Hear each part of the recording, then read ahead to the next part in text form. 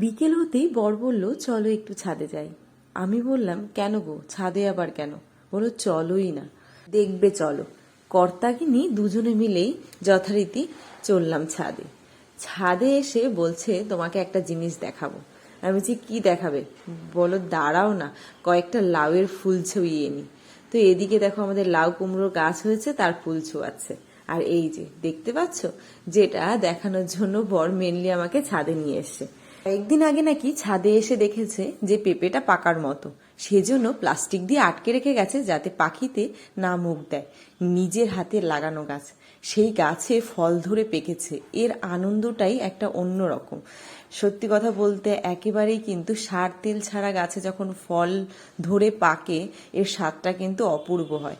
আর এদিকে দেখছি গাছে আরেকটা পেঁপেও প্রায় পাকার মতো হয়ে গেছে, তো সেটাকেও প্লাস্টিক দিয়ে আটকাতে হবে, কেননা আমাদের এখানে প্রচুর পাখি আছে আর অনেক ফল কিন্তু পাখিতে খেয়েও নেয়।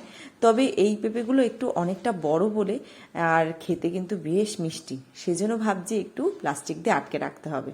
আর এই দেখো, ঘরে এনে কিন্তু যথারীতি কাটাকাটি শুরু করে দিয়েছে। পেঁপেটা কিন্তু বেশ বড় ছিল আর দেখতে কিন্তু দারুণ ছিল, একদমই ইয়েলো কালার হয়ে গেছিল আর এত সুন্দর ছিল খেতে।